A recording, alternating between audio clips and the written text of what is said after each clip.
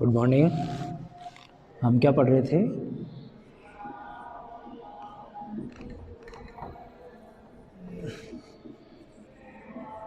हम थर्मो पढ़ रहे थे, ठीक है, चैप्टर फर्स्ट, जिसमें हम कहाँ तक पहुँच गए थे?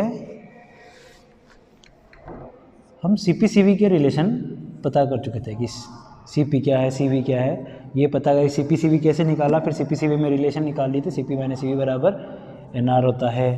इसका एक रिलेशन और भी निकाला था, वो क्या थे कि CP - CV बराबर P plus DE by DT, DE by DT, DE by DV at constant temperature plus DV by DT at constant pressure, DV by DT at constant pressure. एक ये निकाला था।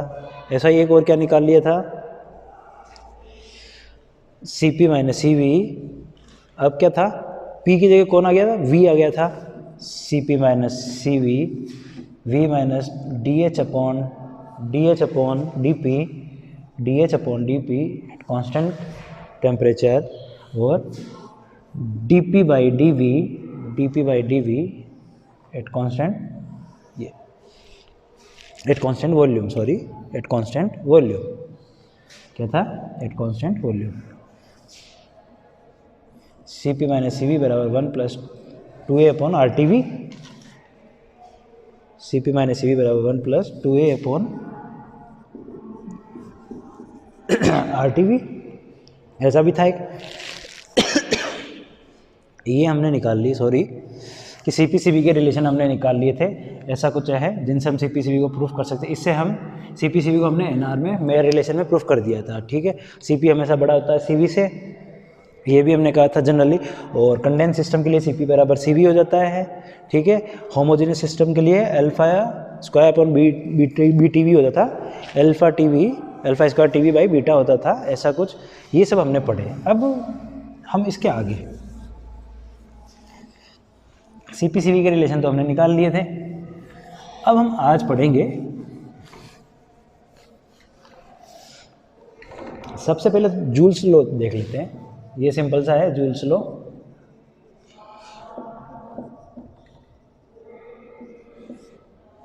आइडियल सिस्टम पे लगता है, ठीक है। जब ये आइडियल सिस्टम पे लगता है, जैसे हमने E किसका फंक्शन होता है? T और V का होता है। जैसे E किसका फंक्शन होता है? T और V का फंक्शन होता है ना। वैसे H किसका फंक्शन होता है?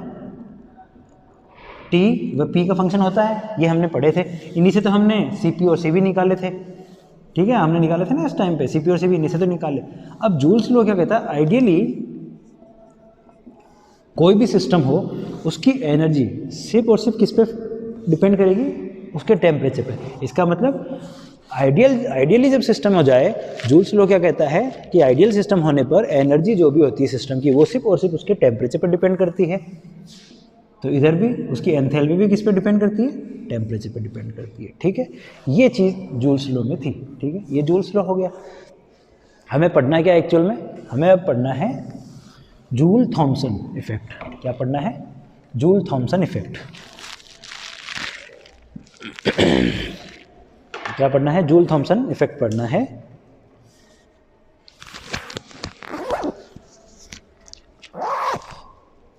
तो जूल थॉमसन इफेक्ट में हमने क्या पढ़ना है?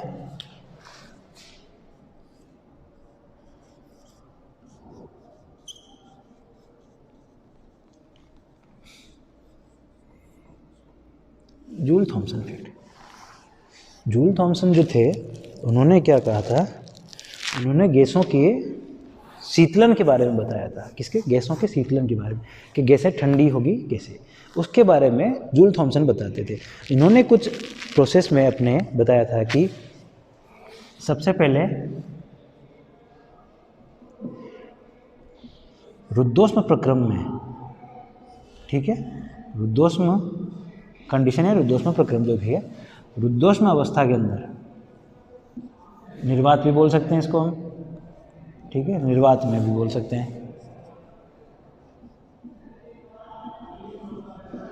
हाई प्रेशर से लो प्रेशर, हम इसको लैंग्वेज में नहीं लिख के पॉइंटों में लिखेंगे तो हम अपनी डेफिनेशन वैसे ही बना लेंगे। हाई प्रेशर से लो प्रेशर में, ठीक है। ये रहा, ये कंडीशन हो गई। और एक था, हमने एक प्रक्रम पढ़ा था, आइसोएंथैल्पिक प्रोसेस पढ़ा था। क्या होगा इसके अंदर, अगर आइसोएंथैल्पिक प्रोसेस है मतलब उसकी एंथैल्पी कांस्टेंट रहेगी। उसकी एंथैल्पी कांस्टेंट है मतलब उसके एंथैल्पी में परिवर्तन डी 0 रहेगा। Gas become cooler. किसी भी गैस के लिए अगर रुद्धोष्म अवस्था में गैस का विसरण हाई प्रेशर से मतलब उच्च दाब से निम्न दाब की ओर आइसोएंथैल्पिक प्रोसेस के द्वारा होता है तो गैस ठंडी होती है। मतलब कैसे, ये था, ये रहा, ये रहा, ये एक चैम्बर है, इधर इसका हाई प्रेशर है, यहाँ इसका लो प्रेशर है, ठीक है। ये इसके विसरण होने की जगह है। यहाँ से जैसे ही गैस के अणु हैं, ठीक है, ये गैस के अणु जैसे ही इसमें से विसरित होंगे हाई प्रेशर से लो प्रेशर की तरफ, ये जैसा भी प्रक्रम है, जो भी सिस्टम है वो कैसा है, एडियाबेटिक सिस्टम है, एडियाबेटिक सिस्टम है, ठीक है। हाई प्रेशर से लो प्रेशर की तरफ जब गैस मूव करती है आइसोएंथैल्पिक प्रोसेस के टाइम, तो यहाँ गैस आते ही क्या होती है, ठंडी हो जाती है, ठंडी हो जाती है, ठीक है, ये ठंडी हो जाती है। यही जूल थॉमसन इफेक्ट था। क्या था, यही जूल थॉमसन इफेक्ट था। जूल थॉमसन के बारे में क्या था, यही तो था कि रुद्धोष्म प्रक्रम या रुद्धोष्म अवस्था के अंदर हाई प्रेशर से लो प्रेशर की तरफ आइसोएंथैल्पिक प्रोसेस के अंदर गैस जब विसरित होती है, गैस जब विसरित होती है तो वह ठंडी हो जाती है। इसका मतलब हाई प्रेशर से लो प्रेशर अगर ठंडी हुई है तो टेम्परेचर यहाँ तो गिरेगा, यहाँ टेम्परेचर ज़्यादा था, अगर ये T1 था ये T2 था तो T1 ज़्यादा होगा T2 से और P1 भी ज़्यादा हुआ P2 से। अभी ये कंडीशन अभी थोड़ी देर में हमें समझ आएगी, पर अब हम इसको और कैसे लिख सकते हैं। अब ये तो इसने लैंग्वेज दी थी जूल थॉमसन ने, ठीक है, कि जूल थॉमसन ने बताया था कि भाई रुद्धोष्म तंत्र के अंदर हाई प्रेशर से low pressure isoenthalpic process gas become cooler, ठीक है, ये बताया। फिर इन्होंने कहा था कि इसके लिए इन्होंने अपना एक कांस्टेंट दिया था, उसे कहते हैं जूल थॉमसन कोफिशिएंट। क्या बोलते हैं, जूल थॉमसन कोफिशिएंट। वो भी इसकी डेफिनेशन है। ये तो इसका कारण है कि भाई इन्होंने क्या बताना चाहा, इन्होंने कहा भाई ये ऐसा कुछ होता है, गैसें ठंडी भी होती है। क्यों होती है, ये हम गैसेस स्टेट में जब पढ़ते हैं तब हमें पता चलता है कि वहाँ जब गैसों पे दाब बढ़ाया जाता है और कम दाब की तरफ जाती है तो गैसें द्रवीकृत हो जाती है। तो द्रवीकृत होने मतलब ठंडी हो रही है, उनके टेम्परेचर में कमी आ रही है। तो ये वही था, उस पर इन्होंने रिसर्च करके ये बनाया था। अब यहाँ से जूल थॉमसन के बारे में हमने 3-4 चीज़ें तो पढ़ ली, वो तो इसके बताते हैं। अब इन्होंने कहा था इसके लिए इन्होंने एक Joule Thomson coefficient mu JT बनाया था, Joule Thomson coefficient mu JT, ठीक है। ये क्या था, dt/dp at constant enthalpy. Joule Thomson coefficient क्या है, change in temperature with respect to change in pressure at constant enthalpy is known as Joule Thomson coefficient. क्या है, ताप व दाब में परिवर्तन की दर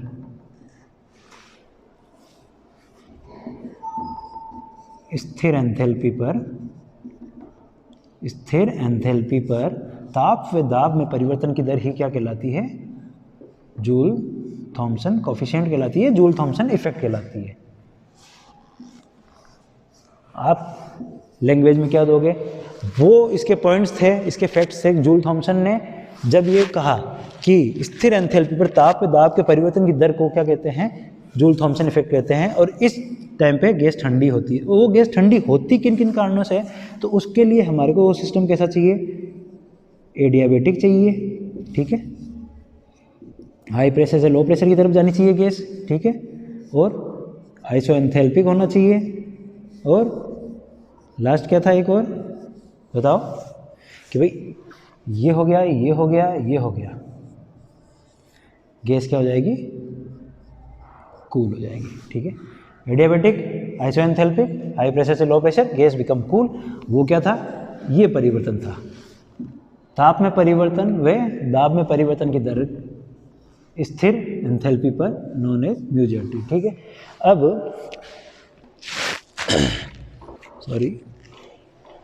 अब ये तो हमने निकाल लिया, अब हम इसको निकालेंगे। भाई इन्होंने ये जो बोला, अब हम सोल्व भी करेंगे और पता भी करेंगे कि ये म्यूजेटी की वैल्यू क्या रहे, इस म्यूजेटी की वैल्यू क्या रहे जब गैस ठंडी होगी या गैस गर्म होगी या गैस पर किसी भी प्रकार का परिवर्तन नहीं होगा, ठीक है।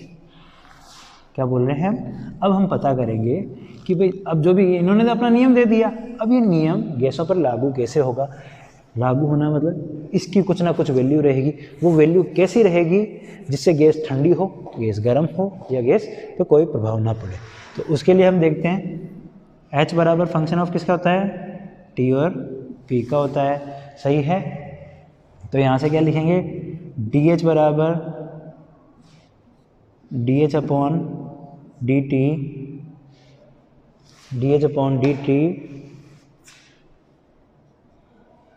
यहाँ क्या लिखेंगे वापस DT at constant P plus DH upon DP at constant T और DP। ये हमने लिखा था कई जगह, सही है। यहाँ से क्या आ रहा है, हम क्या जानते हैं, जूल थॉमसन इफेक्ट के अंदर एक चीज़ क्या हमने पढ़ी थी कि H क्या रहना चाहिए कांस्टेंट, तो DH क्या रहना चाहिए 0, ठीक है। ये पार्शियल डिफरेंशिएशन है, ये हुआ 0, तो ये DH upon DT at constant P DT plus DH upon DP at constant temperature DP, ठीक है। यही हुआ। क्या करते हैं, हमें किधर भेजें, एक को इधर भेज देंगे तो क्या हो जाएगा, किसी भी एक को इधर भेज दो कि DH by DT at constant P DT is equal to DH by DP T at con DP, ठीक है। अब आपने एक चीज़ पढ़ी हो, अगर आपने CPCV कहीं निकाले थे, ठीक है, अगर आपने CPCV कहीं निकाले थे, इसमें एक माइनस आएगा, अब जहाँ चाहे वहाँ लगा दें, यहाँ लगा देता हूँ, ठीक है मैं, क्योंकि मैंने इसको इधर भेज दिया है, ये माइनस यहाँ आ गया। अब आपने एक चीज़ देखी हो तो आप समझ पाएंगे कि DH बाई DT ये हमने कहीं निकाला था, हमने अपनी पिछली क्लास में इसको कहीं निकाला था, और वो कुछ ऐसा था, CP जैसा कुछ था। कैसा था, CP जैसा तो कुछ था, ठीक है। अब CP जैसा कुछ था तो कहाँ पर क्या लिख सकता हूँ मैं, इसकी जगह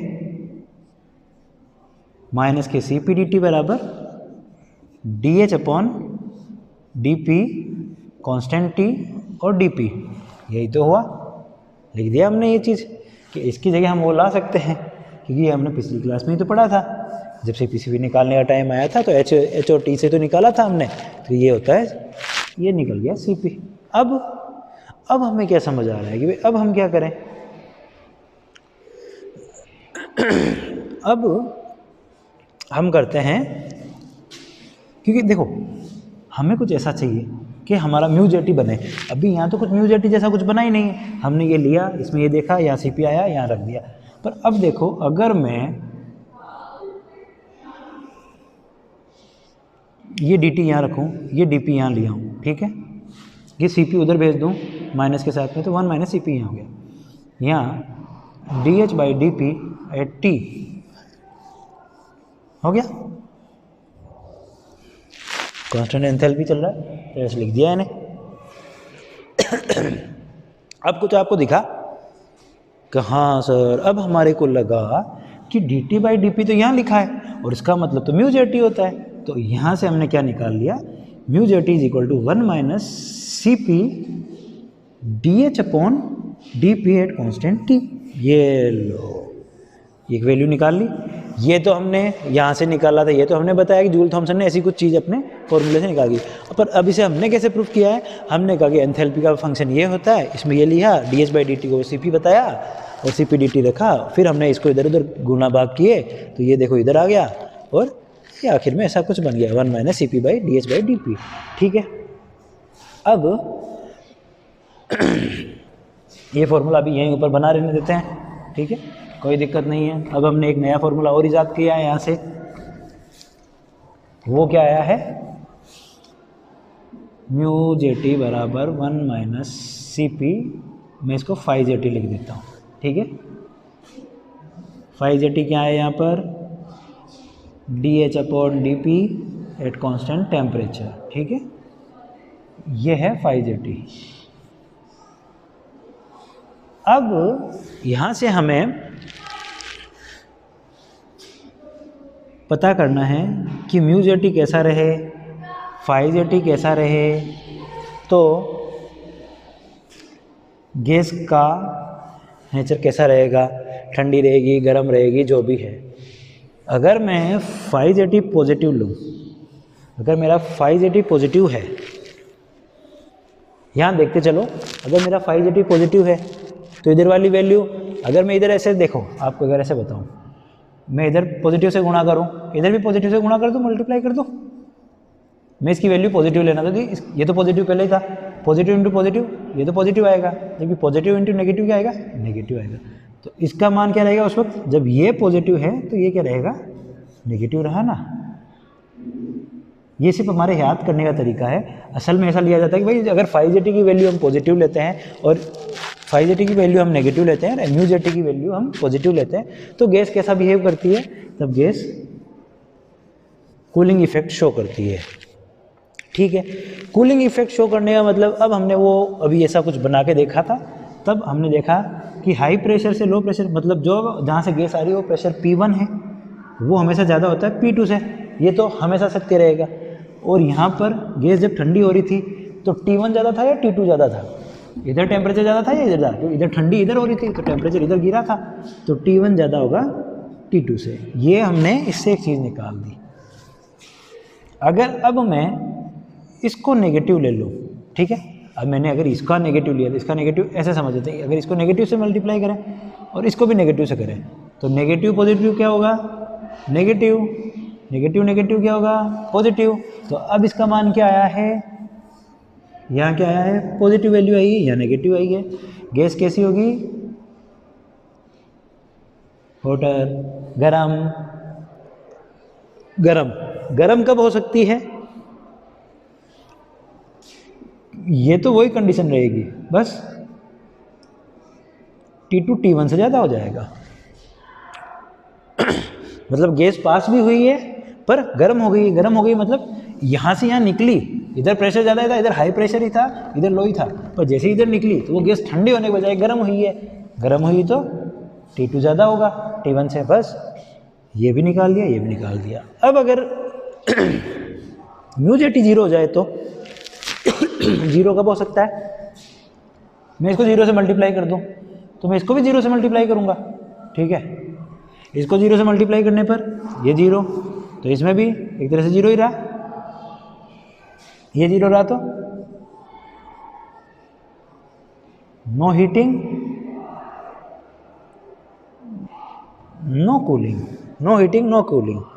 प्रेशर वॉल्यूम सब छोड़ दो, अब कोई मतलब नहीं है, सीधी आइडियल कंडीशन आ गई है एक तरह से। ये देखो, नो हीटिंग नो कूलिंग कब हो सकती है, जब गैस में ना तो कोई आकर्षण हो ना कोई प्रतिकर्षण हो, ना कोई आकर्षण है ना कोई प्रतिकर्षण है, तभी तो ना तो वो हीट कर रही है ना वो कूल कर रही है। आप इधर से उधर भेजो या इधर से उधर भेजो, वो अपने मस्त है। इसका मतलब ये इसकी कैसी कंडीशन हो गई है, ये इसकी आइडियल कंडीशन हो गई है, और ये इनकी एक तरह से रियल कंडीशन हो गई है, रियल गैसेस के लिए। असल में गैसेस के लिए ऐसा कुछ होता है, आइडियली अगर बिहेव करे, आइडियली बिहेव कब करती है, जब म्यू जे टी 0 हो जाए तो गैस कैसा बिहेव करती है, आइडियली बिहेव करती है।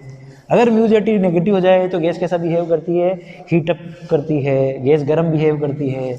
अगर म्यू जे टी पॉजिटिव हो जाए तो कब करती है, कूल।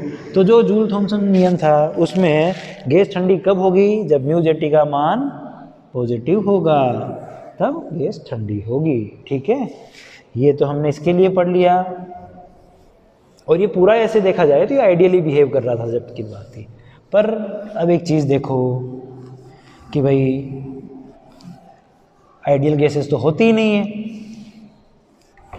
गैसेस आइडियल होती कहाँ हैं, अपने जितनी भी गैसेस है वो कैसी है, रियल गैसेस है। तो आइडियली कहाँ मिल रही है आपको गैसेज? अगर आइडियली नहीं मिल रही है तो पीवी बराबर एनआरटी होता तभी तो आइडियली फॉलो करता। ये लो, ये तो ये होगा। अब यहाँ से एक चीज़ आई कि भाई ये तो हो गया, तब रियल गैस के लिए एक फॉर्मूला लगता था जो भाई गैसेस स्टेट में निकाला जाता है। वॉन डर वाल ने निकाला था कुछ इधर उधर करके कि भाई हम तुम्हारे पी वी बराबर एन आर टी को हम नहीं मानेंगे, इसलिए उन्होंने वी माइनस एन बी बराबर एन आर टी जैसा कुछ सिस्टम निकाला। ठीक है, इसका मतलब अब ये यहाँ पर ये वेरी करेगा। क्या करेगा? ये जो फाई जेटी है ये अभी तक तो क्या था? आइडियली था, पर अब ये वेरी करेगा, तब म्यू जेटी बराबर 1 minus c p b minus 2a upon R T, b minus 2a upon R T. अब जो फाई जेटी की वैल्यू आई है वो कैसी आई है? ऐसी आई है। क्या आया है? ये आया है। मतलब यहाँ तो ये आइडियली बिहेव कर रहा था D H upon D P, ठीक है, पर यहाँ जो D H upon D P था वो वेरी क्यों कर गया? क्योंकि अब गैस कैसी हो गई है? रियल। तो रियल गैस के लिए कैसा याद रखोगे? Joule Thomson effect. इसको अगर आइडियल गैस के लिए याद रखा है, ठीक है, तो ये रियल गैस के लिए याद रखना है mu JT is equal to 1 minus c p b minus 2a upon R T b. ठीक है, अब आपको एक चीज़ याद रखनी चाहिए, फिर से हम क्या करेंगे? वही पॉजिटिव नेगेटिव और जीरो लेके चलेंगे। ठीक है, अगर मैं जीरो लेके चलूँ, अगर मैं म्यू जेटी जीरो लेके चलूँ तो मैं क्या मान निकाल सकता हूँ? आइडियल था उस टाइम पे सब जीरो हो जाता था, ठीक है, क्योंकि आइडियल इधर आइडियल है इधर भी आइडियल है तो जीरो हो गया। अब म्यू जेटी रियल गैस के लिए जब मैं जीरो लूँ तो जीरो बराबर ये टर्म्स नहीं होगी, क्योंकि देखो ये बी जो टर्म है ये इसकी रिपल्सिव टर्म है, ए जो है इसकी अट्रैक्शन टर्म है। ठीक है, ये प्रतिकर्षित करती है, ये आकर्षित करती है, ये नेग्लिजिबल नहीं हो सकती, इनको हम नगण्य नहीं माना जा सकता। सीपी कभी जीरो होता नहीं है, किसी की भी उष्मादेयता जीरो नहीं होगी, कुछ ना कुछ तो उष्मा वो धारण कर ही सकता है, तो सीपी कभी जीरो होता नहीं है, तो इसको भी हम भूल जाएं। तो अब हम क्या रखते हैं? B minus 2a upon R T करते हैं। ठीक है, यही तो हुआ। अब यहाँ से हम क्या निकाल लिए? आप भेज दो इसको इधर, b बराबर 2a अपॉन आर टी, और अगर t को यहाँ भेज दूँ तो 2a अपॉन आर बी। ये जो टेम्परेचर है ये इन्वर्जन टेम्परेचर है। कौन सा टेम्परेचर है ये इन्वर्जन टेम्परेचर है। b बराबर, यहाँ से मैंने अगर म्यू जेटी जब मैंने पहली कंडीशन ली, म्यू जेटी जब जीरो लिया तब मेरे को एक कंडीशन मिली, वो मिली ये टेम्परेचर में 2a अपॉन आर बी। यहाँ a क्या थी? अट्रैक्शन टर्म थी, b क्या थी? रिपल्सिव टर्म थी। कहाँ काम आएगी? उस गैस में जो मॉलिक्यूल प्रेजेंट होंगे उनमें या तो अट्रैक्शन होगा या रिपल्शन होगा, क्योंकि अब रियल गैसेज है तो अट्रैक्शन रिपल्शन हो सकते हैं, तो उनके बारे में था। और ये इन्वर्जन टेम्परेचर है, ये उन गैसेज के लिए काम आता है जो नॉर्मल रूम टेम्परेचर पर हीटअप करती है, जैसे कौन सी है? हाइड्रोजन, नियोन, हीलियम, ये गैसेज ऐसी होती है जो नॉर्मल रूम टेम्परेचर पे तो गर्म होती है, पर अगर इनकी वैल्यू -80 -240 सेंटीग्रेड तक चले जाए वह ताप, वह व्युत्क्रम ताप, इसे व्युत्क्रम ताप बोला जाता है, टी इन्वर्जन व्युत्क्रम ताप, वह ताप जिस पर स्थायी गैस है, ये स्थायी गैस होती है, जिस पर स्थायी गैसें शीतलन का प्रभाव दर्शाती है। किसका? शीतलन का प्रभाव दर्शाती है, वो कौन सा ताप कहलाता है? व्युत्क्रम ताप कहलाता है। तो आपको याद रहेगा व्युत्क्रम ताप क्या है? ऐसी स्थायी गैसें हैं जो किसी ताप पर शीतलन का प्रभाव दर्शाती है, वो क्या कहलाता है? व्युत्क्रम ताप कहलाता है उन गैसों के लिए। तो यहाँ से हमने म्यू जेटी का जब जीरो किया तब हमने एक रिलेशन निकाला कि अगर म्यू जेटी बराबर जीरो करेंगे तो टी इन्वर्जन आएगा। अब यहाँ पर अगर आपको गैस को कैसे बिहेव कराना है, ये अब यहाँ पर आइडियली बिहेव एक तरह से करेगी, अदरवाइज ये नहीं करती। अगर आप गैसेस स्टेट पढ़ के आए हैं तो आपको ये पता हो रहा है कि नहीं भाई ये तो जेड का वैल्यू इनका इतना ज़्यादा होता है कि ये ऐसे चलती है। अब अगर इनको आइडियली बिहेव कराना है तो कुछ ना कुछ तो करना पड़ेगा। वो करने के लिए हमें क्या करना पड़ेगा, इसका टेम्परेचर गिराना पड़ेगा। ऑब्वियस सी बात है, टेम्परेचर गिराएंगे। अब ये टेम्परेचर गिरा रहे तभी तो ये क्या आएगी, यहाँ आएगी, जेड बराबर 1 आएगी। जेड बराबर 1 आएगी तो वो आइडियल बिहेव करेगी आदर्श पे, ठीक है। यहाँ ये बिहेव करेगी आदर्श से, जेड बराबर म्यू जेटी बराबर 0 पर आदर्श से बिहेव करना चाहिए था, क्योंकि इसमें तो 0 पर आदर्श बिहेव करा। इसमें कैसे करेगा, इसमें इस टेम्परेचर से करेगा। किससे करेगा, इस टेम्परेचर से करेगा। ये वो व्युत्क्रम ताप है जिसको हम किसी भी गैस के लिए हम इतना गिराएं रूम टेम्परेचर के अलावा, इतना गिरा देवें कि वो गैस कंप्रेसिबिलिटी फैक्टर 1 के पास आ जाए, उसका ताप गिरा देंगे तो वो आदर्श गैस के भांति व्यवहार करने लग जाएगी। वो ताप व्युत्क्रम ताप कहलाता है। और इसका आधा हमेशा बॉयल टेम्परेचर कहलाता है, जो बॉयल टेम्परेचर हो जाता है इसका, ठीक है। ये तो हो गया म्यू जेटी बराबर 0।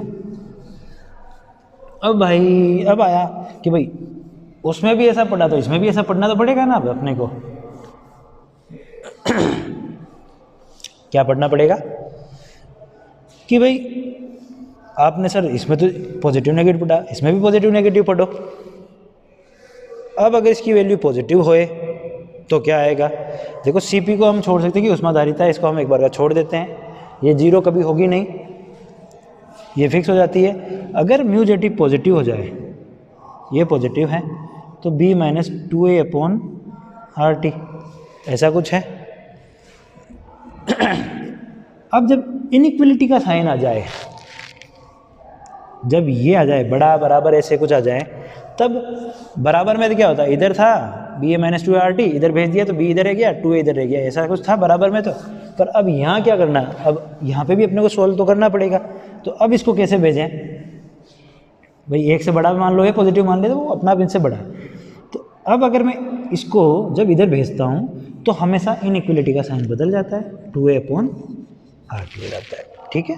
ba बराबर 2a/RT। इसका मतलब यहाँ से अभी जस्ट थोड़ी देर पहले मैंने बोला कि b कौन सी है टर्म, रिपल्सिव टर्म है, a कौन सी है, अट्रैक्टिव टर्म है, ठीक है।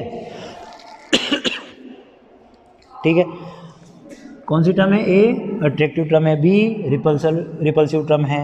अगर a ज़्यादा होगा, मतलब कोई गैस है, अगर उसका a ज़्यादा हुआ, a ज़्यादा होने का मतलब क्या हो गया, उसमें आकर्षण ज़्यादा होगा। आकर्षण ज़्यादा होगा तो उसके अणु पास पास रहेंगे, एक दूसरे के पास पास आएंगे, तो इनका वॉल्यूम कम होता जाएगा, और वॉल्यूम कम होता जाएगा तो गैस कैसी हो जाएगी, कंप्रेस्ड हो जाएगी। कंप्रेस्ड हो जाएगी तो वो द्रवित अवस्था की ओर जाने लगेगी ना, एक तरह से गैसेस स्टेट में पढ़ते हैं ना हम, तो जाने लगेगी। इसका मतलब यहाँ पर गैस कूल होगी। कौन से कंडीशन पर, जब म्यू जेटी पॉजिटिव रहा होगा तब। अगर जैसे इसमें भी म्यू जेटी पॉजिटिव रहेगा आइडियली गैस के लिए, तब क्या होगा, गैस ठंडी होगी। वैसे ही रियल गैस में भी म्यू जेटी पॉजिटिव कब रहेगा, जब उसकी अट्रैक्टिव टर्म रिपल्सिव टर्म से ज़्यादा होगी, तब गैस बिकम्स कूलर। हो गया, ये आपने पढ़ लिया। अब नेगेटिव वाला भी पढ़ लेते हैं कि b बराबर नेगेटिव होगा तो क्या होगा। अब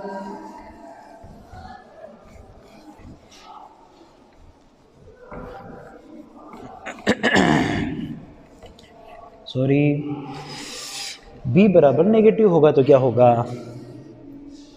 मतलब ये म्यू जेटी, अब ये इसकी वैल्यू नेगेटिव हो गई, तो नेगेटिव हो गई तो यहाँ नेगेटिव लिखें, ठीक है। कम हुआ मतलब ये वैल्यू ज़्यादा होगी, b माइनस 2a/RT वाली ज़्यादा होगी, क्योंकि नेगेटिव है तो ये ज़्यादा होगी वैल्यू। तो अब अगर मैं इसको इधर भेजूँ तो चिन्ह बदलेगा, 2a/RT हो जाएगा। कौन सी टर्म्स ज़्यादा हो गई है, रिपल्सन वाली ज़्यादा हो जाएगी, तो दूर दूर भागेंगे। और गैस कैसी रहेगी, गर्म रहेगी। ठीक है, यहाँ तक हम कितना पढ़ लिए जूल थॉमसन के बारे में? एक अभी मैंने जो बताया था वो दूसरा वाला। तो रियल आइडियल इन सब के लिए जूल थॉमसन हमने पढ़ लिया था। ठीक है भाई, जूल थॉमसन से ये मान के चलो सवाल पक्का आएगा।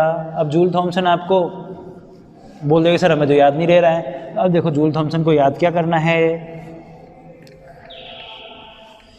भाई? जूल थॉमसन को अगर याद करना है तो सीधा सीधा ऐसे याद रखना है अपने को कि सर जूल थॉमसन ने क्या अजम्पशन मानी कि एक तो एडियाबेटिक सिस्टम होना चाहिए, दूसरा आइसोएंथैल्पिक प्रोसेस होना चाहिए, और जो भी गैस है वो कहाँ से जानी चाहिए? हाई प्रेशर से लो प्रेशर की तरफ जाएगी। तो गैस कैसी होगी? ठंडी हो जाएगी। उसने बोला कि इसके लिए मैंने एक गुणांक ईजाद किया था, उसको कहते हैं म्यू जेटी। म्यू जेटी क्या था कि at constant enthalpy change in temperature with respect to change in pressure known as Joule Thomson effect. सीधा यही याद रखोगे क्या कि ताप व दाब में स्थिर एंथैल्पी के साथ परिवर्तन किया जाए, स्थिर एंथैल्पी पर ताप व दाब में परिवर्तन किया जाए तो वह क्या कहलाता है? जूल थॉमसन गुणांक व जूल थॉमसन इफेक्ट कहलाता है। ठीक है, ये पढ़ लिया। फिर हमने उसके लिए म्यू जेटी के लिए हमने दो वैल्यूज़ निकाली, एक तो रियल के लिए भी निकाला और दूसरा हमने उसके लिए भी निकाला था, रियल और आइडियल दोनों के लिए निकाल लिया था। तो उसमें से अब हमने थर्मोकेमिस्ट्री में, थर्मोडायनेमिक्स के अंदर हमने वर्क निकालना सीख लिया है। ठीक है, जूल थॉमसन इफेक्ट पढ़ लिया है। ये हमारा एक पार्ट था, इसका फर्स्ट चैप्टर का पहला ही पार्ट था जिसमें वर्क निकालते हैं, जूल थॉमसन इफेक्ट के बारे में पढ़ते हैं। साथ में ही कितने टाइप के प्रोसेस होते हैं, सिस्टम की प्रॉपर्टीज़ क्या होती हैं, स्टेट फंक्शन क्या होते हैं, पाथ फंक्शन क्या होते हैं, ये सबने हमने पहला पार्ट में पढ़ा। ठीक है, अब अगला जो पार्ट है वो है इसका थर्मोकेमिस्ट्री। कौन है?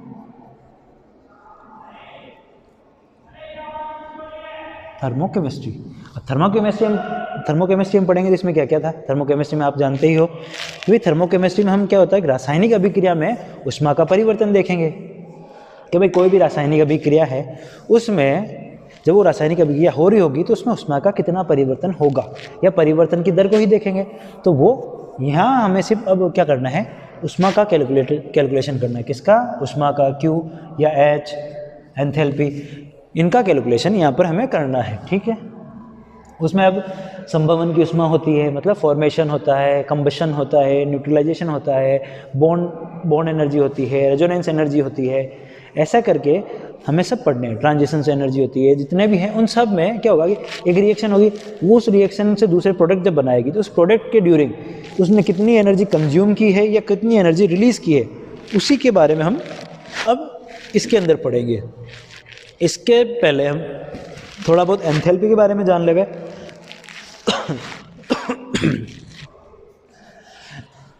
एंथैल्पी H क्या है? ऊर्जा का ही रूप है। ऊर्जा का ही रूप क्या है? एंथैल्पी है। ठीक है, ये स्टेट फंक्शन होता है। ठीक है, और एक्सटेंसिव प्रॉपर्टीज होती है, ये हमने पिछली बार पढ़ लिया था इसके साथ। अब इसके बारे में क्या पढ़ेंगे हम? ये तो हमारा हो गया यहाँ पर। अब क्या जा रहा है कि भाई इसको कभी भी हम डायरेक्ट कैलकुलेट नहीं कर सकते। ठीक है, क्या नहीं कर सकते? डायरेक्ट कैलकुलेट नहीं कर सकते। तो अब क्या करेंगे, इसमें हमेशा अंतर के रूप में कैलकुलेट किया जाता है। इसको किससे किया जाता है? अंतर के रूप में, मतलब डेल्टा के रूप में। मैंने बताया था जब फिक्स अंतर हो जाए तो डेल्टा लिया जाता है। तो ये था, ये किसका किसका फंक्शन होता है, हम कब से पढ़ते आ रहे हैं, टी पी का ऐसा कुछ फंक्शन होता है। या हमने ये भी पढ़ा था H बराबर E प्लस पी वी भी पढ़ा था। ठीक है, H बराबर E प्लस पी वी भी पढ़ा था। अब इसमें क्या है, डेल्टा H बराबर डेल्टा E प्लस एक बार P डेल्टा V। ठीक है, अब पी वी बराबर हम इसको NRT भी ले सकते हैं। ठीक है, ऐसा भी ले सकते हैं, पी वी बराबर NRT भी ले सकते हैं। अगर मैं वो लूँ तो सीधा अगर मैं यहाँ वो लिख दूँ तो यहाँ क्या आएगा, delta N R delta T लिया जा सकता है। ऐसा कुछ हो कि टेम्परेचर में भी रहे।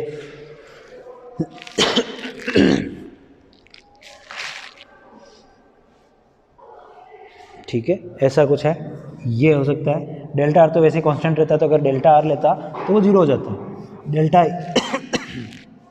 अब अगर मैं इसकी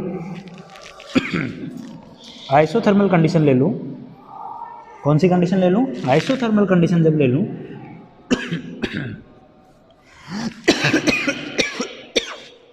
ये मैंने क्यों लिया आइसोथर्मल? आइडियल मान के चलते हैं, आइडियल में फंक्शन सिर्फ एक का ही होता है टेम्परेचर का, अगर उसको मैंने ले लिया तो डेल्टा एन जी और टी में कोई परिवर्तन नहीं होना है, तो ठीक है, कांस्टेंट हो गया, कांस्टेंट हो गया तो डेल्टा टी तो 0 हो जाता है, तो इसका मतलब इसको ऐसा लिख सकते हैं। इससे मैंने एक फॉर्मूला बनाया है जो थर्मोकेमिस्ट्री में बहुत काम आएगा। क्या काम आएगा? ये ऊष्मा ऊर्जा उन्हीं का एक रूप है H, हम यही कैलकुलेट करेंगे, delta E plus delta n g R T, ठीक है, delta n g R T. क्यों? ये पहले से कांस्टेंट था और ये हमने आइसोथर्मल प्रोसेस के चक्कर में इसको भी कांस्टेंट लिया है, दोनों हो गए। बात रही इसकी, ये क्या है? ये है G क्यों लिखा है? क्योंकि ये जो इक्वेशन है ये सिर्फ और सिर्फ किसके लिए लगेगी? गैसियस मॉलिक्यूल्स में ही लागू होती है ज़्यादातर। तो अब यहाँ से हम जब इसका Ng देखते हैं, Ng क्या होता है? Number of molecule in product minus number of molecule in reactant. भाई थर्मोकेमिस्ट्री में क्या करते हैं? एक अभिक्रिया की, किसी भी अभिक्रिया के बारे में तो अध्ययन करते हैं कि उसमें ऊष्मा का कितना परिवर्तन हुआ है, उस ऊष्मा का परिवर्तन ही तो पढ़ना है। उसके लिए एक फॉर्मूला, सबसे पहला फॉर्मूला ये है जो हर जगह लगेगा। ये अभी हम इंट्रो के बारे में पढ़ रहे हैं कि इसमें H का प्रयोग आ रहा है, ऊर्जा का ही रूप है, तो उसका किसी भी रिएक्शन के लिए कैसे निकालना है। अब आप जानते हो N2 प्लस 3H2 बराबर क्या बनता है? 2NH3 बनता है कि नहीं बनता है? ये बनता है। इसके लिए डेल्टा Ng कैलकुलेट करते हैं, ठीक है। कैसे करेंगे? Number of molecule in product, number of molecule in product कितने हैं? 2। Number in molecule in reactant कितने हैं? 1, 3, 4। कितने आया? -4। Delta Ng is equal to -4। ये है, ठीक है। इसका मतलब अगर मैं इस इक्वेशन में रखूं तो डेल्टा H बराबर डेल्टा E माइनस हो गया ना, क्यों माइनस से मल्टीप्लाई होगा। मैं इसको ऐसा नहीं करके सिर्फ ये कर देता हूँ। अगर 4RT भी लिख सकता हूँ, नहीं भी लिखूं तो मैं ये तो बोल ही सकता हूँ कि ये जो भी ये रिएक्शन थी इसके लिए H और E में कैसा संबंध आया है। H और E में संबंध बना रहे हैं ना, तो H और E में कैसा संबंध आया है? माइनस कुछ समथिंग हो रहा है, -4RT घट रहा है तो माइनस कुछ हो रहा है। मतलब यहाँ से क्या निकाल पा रहे हैं कि डेल्टा H जो होगा वो छोटा होगा डेल्टा E से, क्योंकि डेल्टा E में से कुछ घटाएंगे तब वो उसके जाके बराबर होगा, ठीक है। ये रहा एक। हम ये भी जानते हैं अगर इसको हीट के रूप में बोले तो इसको हम QP बोलेंगे, इसको हम QV बोलेंगे। ये आपको याद होना चाहिए, CP/CV वाला सिस्टम। इसमें एनर्जी से होता है, इसमें एंथैल्पी से होता है, तो ये भी बोला जा सकता है। ये रहा, ये हो गया। अब इससे ज़्यादा मैं अभी इसके बारे में और कुछ नहीं बताऊंगा कि रिएक्शन एक्सो है कि एंडो है, क्योंकि पहले हम एक्सो एंडो पढ़ेंगे, उसके बाद हम इस पर एक्सो एंडो बोलेंगे। उससे पहले हम एक्सो एंडो नहीं बोलेंगे अभी, ठीक है, कि भाई इससे एक्सो एंडो का कैसे पता चल जाए। ऐसी और भी कई रिएक्शंस हो सकती है, जैसे PCl5 या PCl5 को कैसे करोगे कि PCl3 प्लस Cl2, ठीक है।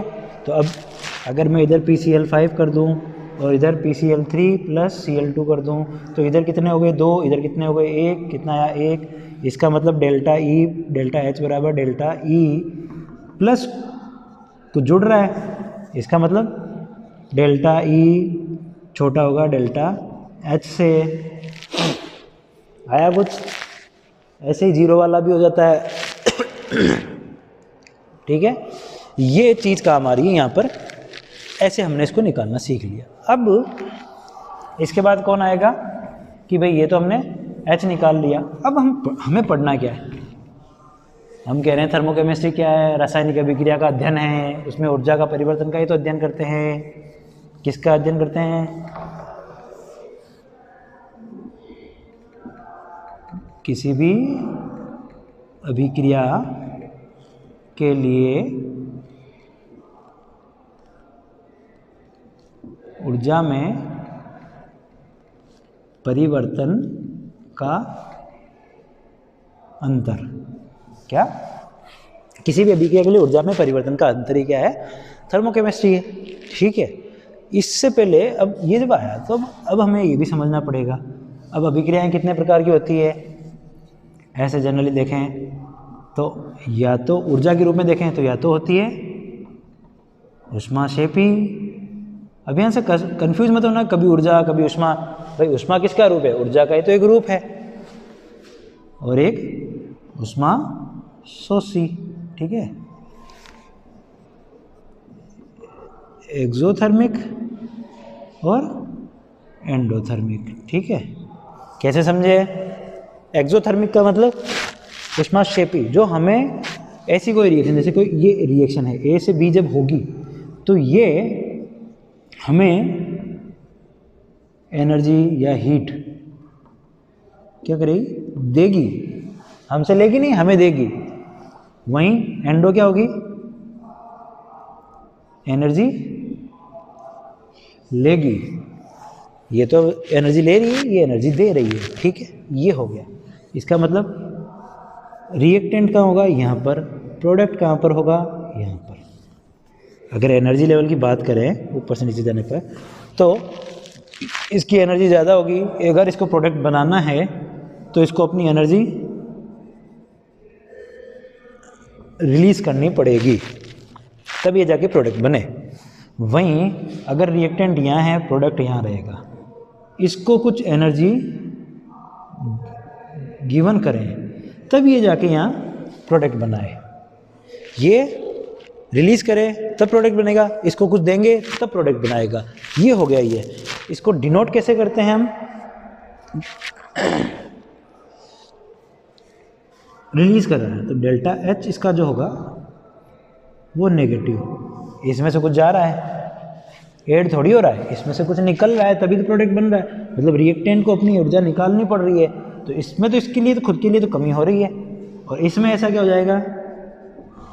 इसको तो भैया एनर्जी मिल रही है, डेल्टा H पॉजिटिव हो गया इसके लिए, तो इसको तो मिली है।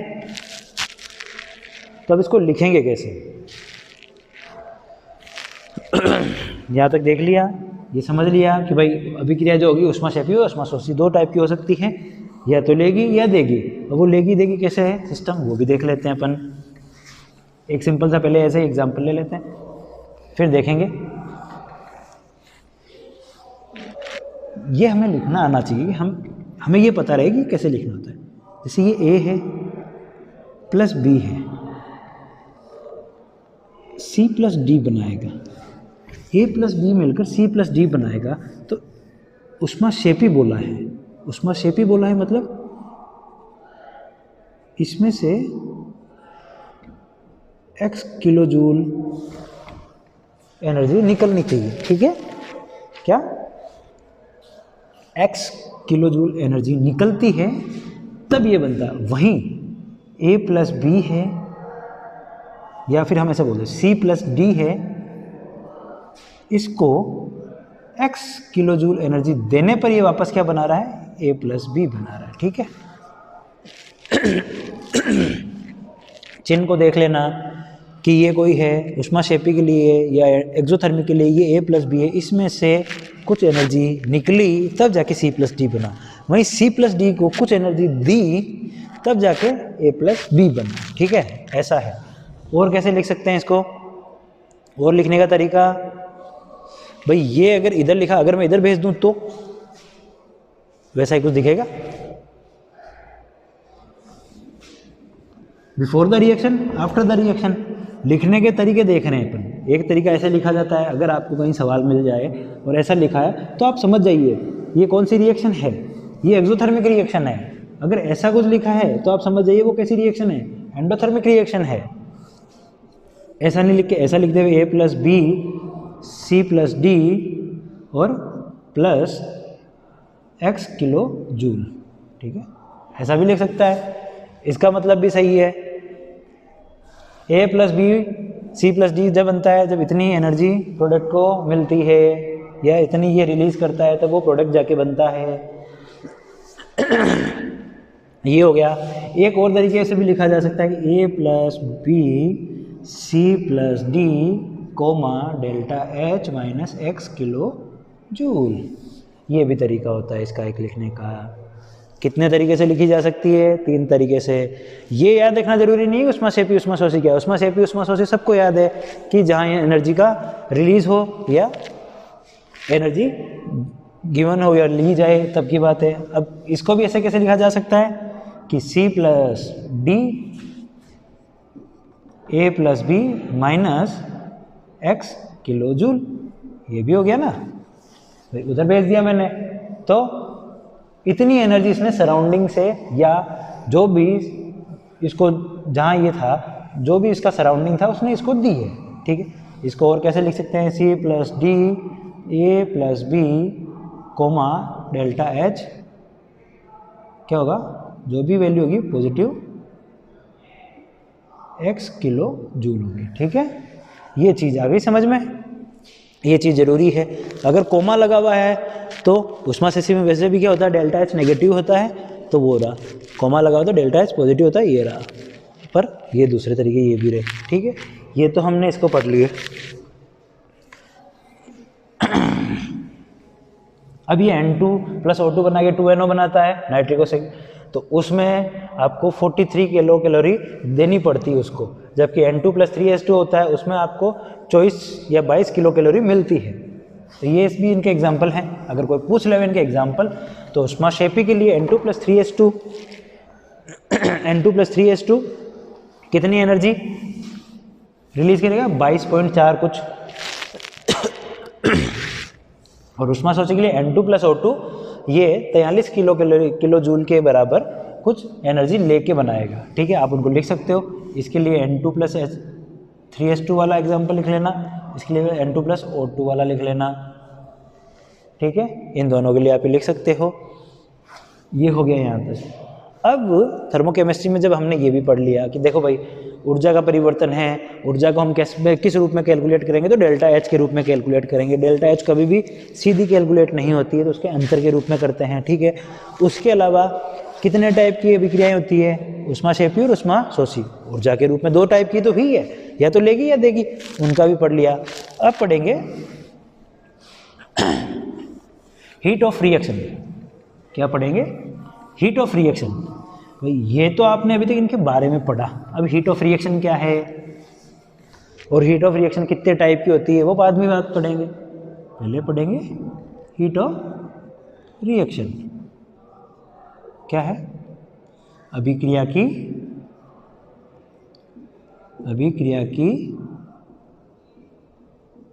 ऊष्मा।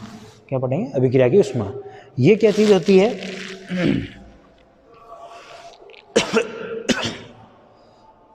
कोई भी संतुलित अभिक्रिया होती है ए से बी जाने में, कोई भी संतुलित अभिक्रिया है ए से बी जाने में, उसके नंबर ऑफ मोल N1 है, इधर N2 हो जाएंगे, उसकी यहाँ पर एंथैल्पी H1 है, यहाँ H2 हो जाएगी, ठीक है।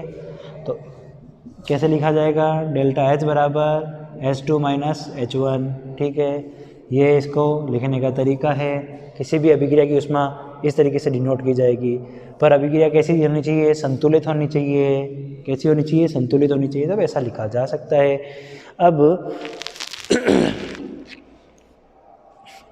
अब आप अभिक्रिया की ऊष्मा को सिर्फ इतना से लिख के काम चलाओगे क्या? नहीं, हमने क्या बोला है? संतुलित बोला है। इसका मतलब इसके ये जो भी मोल हैं, स्टोइकियोमेट्रिक कोएफिशिएंट है, ये भी इसमें आएंगे। ये क्या क्या है? ये क्या क्या है? जैसे N1 हो गया, या हम इसका स्टोइकियोमेट्री ऐसे बोल देंगे, X बोल दिया, और ये जो भी है इसकी हीट H2 बोल दी, X2 बोल दिया, H2 बोल दिया, या X बोल दिया, और इधर क्या बोल दिया? ये Y2 बोल दिया, H1 बोल दिया, ये तरीका है।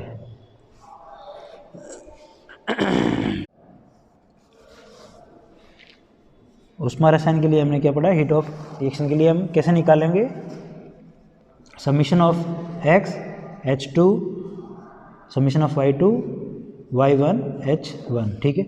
यहाँ x और y क्या हैं, इसके स्टाइकियोमेट्रिक कोफिशिएंट है। बैलेंस रिएक्शन बोला तो यहाँ पर ये होता है जैसे x, यहाँ y है, यहाँ x है, ये इसके बैलेंस रिएक्शन है। ये H2 ऐसे भी बोला जा सकता है, अगर हम इस रिएक्शन को ऐसे भी लिख सकते हैं कि डेल्टा H बराबर, इस रिएक्शन के लिए डेल्टा H कैसे होगा, summation of stoichiometric coefficient x delta HB, इसकी उष्मा में परिवर्तन, मतलब यहाँ उष्मा में परिवर्तन भी दिया जा सकता है, इसकी उष्मा भी दी जा सकती है, इसकी ऊर्जा भी, minus summation of y delta HA, ठीक है। ये है, इस तरीके से हम किसी भी अभिक्रिया के लिए क्या निकालेंगे, उसकी उष्मा, उसकी ऊर्जा, ठीक है। किसी भी अभिक्रिया के लिए उष्मा या ऊर्जा कैसे निकालेंगे, समीशन ऑफ x या समीशन ऑफ, इसकी जगह लिख देंगे नीचे इसका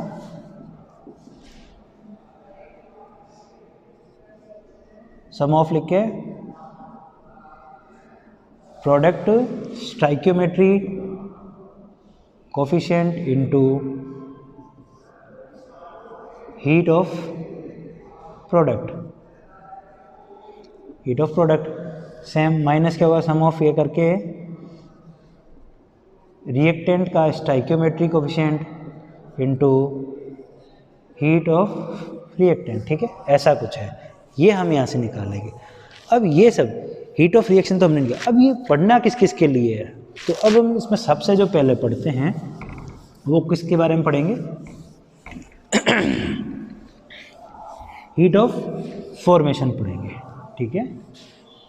सॉरी, हीट ऑफ फॉर्मेशन पढ़ने से पहले दो चीज़ें इसके बारे में और पता कर लेते हैं कि भाई इस पर किस किस का प्रभाव पड़ता है, प्रभावित करने वाले कारक।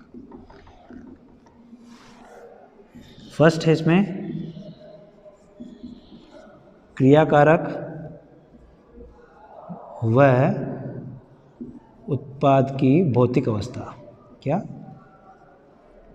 भौतिक अवस्था,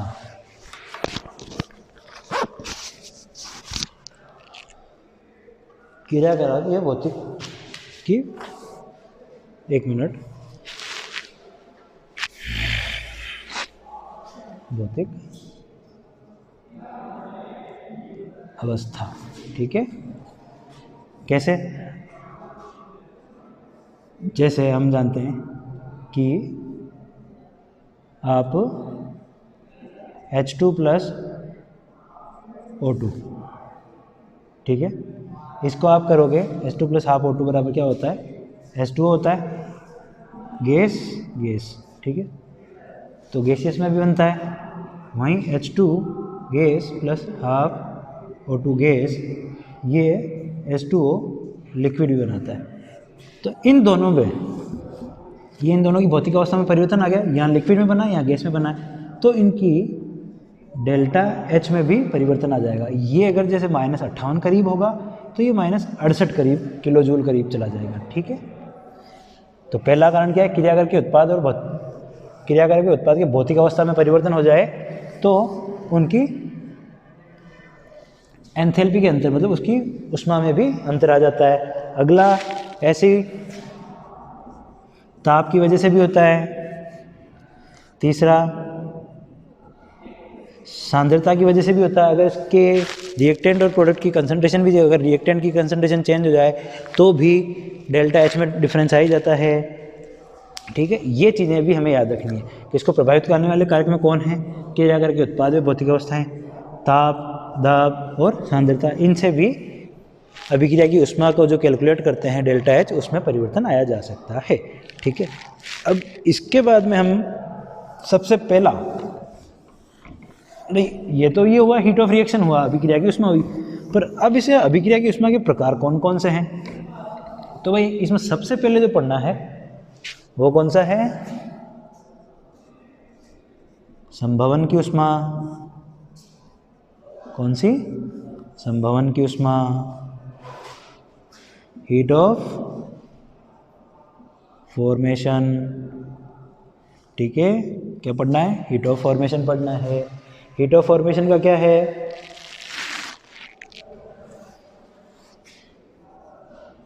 यहाँ से ये बन रहा है, ये जो ए है ये सबसे पहले अपनी मूल अवस्था में प्रकृति में पाया जाना चाहिए, प्रकृति में पाया जाना चाहिए, या फिर प्रचुर मात्रा में, नेचुरल अबंडेंस, प्रचुर मात्रा में प्रकृति के अंदर मिलना चाहिए। जो प्रचुर मात्रा में मिले या अपनी मूल अवस्था में जो हो तत्व वो हो, उससे 1 मोल पदार्थ का निर्माण होए, अपने तत्वों से 1 मोल पदार्थ का निर्माण करे, अपने तत्व से जिसमें पाया जाता है उससे वो 1 मोल पदार्थ का निर्माण करे, वो उसका क्या कहलाता है? 1 मोल पदार्थ का निर्माण करे, उसके ड्यूरिंग जो उसकी एंथैल्पी में परिवर्तन हुआ वो क्या कहलाएगी? Heat of formation. Heat of formation कहलाएगी। क्या कहलाएगी? मतलब अपने एलिमेंटल स्टेट से 1 मोल बनाए, अपनी एलिमेंटल स्टेट से जब वो 1 मोल बनाता है प्रोडक्ट का, तो ड्यूरिंग दिस जो भी हीट चेंज हुई है वो क्या कहलाती है? हीट ऑफ फॉर्मेशन कहलाती है। ये हमेशा नेगेटिव मिलेगी मोस्टली आपको, मोस्टली नेगेटिव है, पॉजिटिव भी हो जाती है, जीरो भी हो जाती है, पर ये नेगेटिव, इसमें आप ऐसा बोल सकते हो नेगेटिव पॉजिटिव जीरो। इसके लिए हीट ऑफ फॉर्मेशन निकालना कैसे? इसका फॉर्मूला वही रहेगा जो सबका था। भाई अपन ने हीट ऑफ रिएक्शन में कैसे फॉर्मूला निकाला?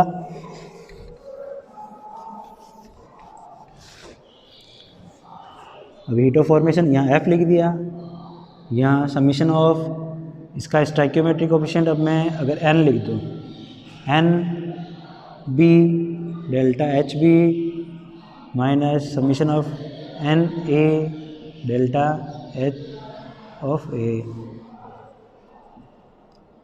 रस समीकरण मिति गुणांक बैलेंस करने के लिए काम लेते हैं स्टाइकियोमेट्री कोफिशिएंट है। कौन है? स्टाइकियोमेट्रिक कोफिशिएंट है। ठीक है, ये ऐसे निकाला जाता है। नेगेटिव पॉजिटिव हो सकती है, पर कंडीशन क्या है? संबंध की ऊष्मा ज्ञात करने के लिए सबसे बड़ी कंडीशन क्या है?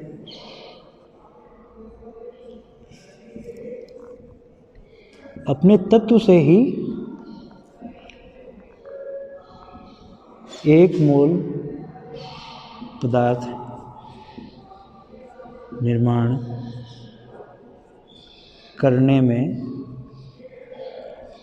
प्रयुक्त हुई ऊष्मा, प्रयुक्त हुई ऊष्मा। ठीक है, क्या आया है? Elemental state. अब एलिमेंटल स्टेट मतलब अगर जैसे मैं बोल दूं ये है, होता तो सॉलिड में ही है, बनाएगा क्या? CO2 बनाता है। पर अब इसमें से कौन सा कार्बन यूज होगा? कार्बन के अपरूप खूब होते हैं, तो उसमें से कौन सा अपरूप काम आए? मिलता कौन सा है? या तो डायमंड मिलता है या ग्रेफाइट मिलता है। ठीक है, पर प्रचुर मात्रा में कौन मिलता है? ग्रेफाइट मिलता है। इसका मतलब ये जो CS है ये कौन सा होना चाहिए? ग्रेफाइट होना चाहिए, प्लस O2 होगा, तभी ये CO2 बनाएगा। अगर ये डायमंड हुआ, CS कौन हुआ? अगर डायमंड हुआ तो ये रिएक्शन नहीं होगी। ठीक है, बस इसका मतलब यही है, अपने तत्व से का मतलब यही है। इससे ये 1 मोल बना लेवे, वही क्या कहलाएगा? इसका ये हो गई। ठीक है, इसके लिए एक और चीज़ है, जो भी अपनी एलिमेंटल स्टेट में पाए जाएंगे, जो भी तत्व अपनी एलिमेंटल स्टेट में पाए जाएंगे, उनकी हीट ऑफ फॉर्मेशन हमेशा क्या होगी? जीरो होगी। स्टैंडर्ड भी बोला जा सकता है इसको। स्टैंडर्ड हीट ऑफ फॉर्मेशन मानक, क्योंकि ये मानक हो चुकी, जो भी अपनी मूल अवस्था में मिले या प्रचुर मात्रा में मिले उनका क्या होगा, ये जीरो। जैसे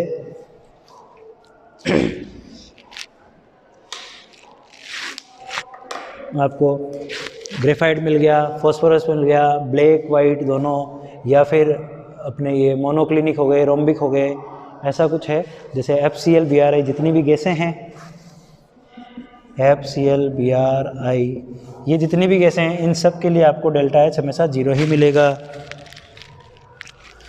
और उनके अलावा O2 गैस के लिए जीरो होगा, CS ग्रेफाइट के लिए जीरो होगा, रोम्बिक और वाइट फॉस्फोरस वाइट के लिए जीरो होगा, S रोम्बिक हो जाए तो जीरो होगा। मतलब आपको क्या याद रखना, O2 carbon, O2 gas, carbon graphite और फॉस्फोरस वाइट, सल्फर रोम्बिक, ठीक है। FCl Bri ये सारी गैसेज में हैं, इनमें एक लिक्विड में मिलेगी, ठीक है। ये सारी, तब इनका भी H फॉर्मेशन जो होगा वो जीरो होगा, ठीक है। Okay, thank you.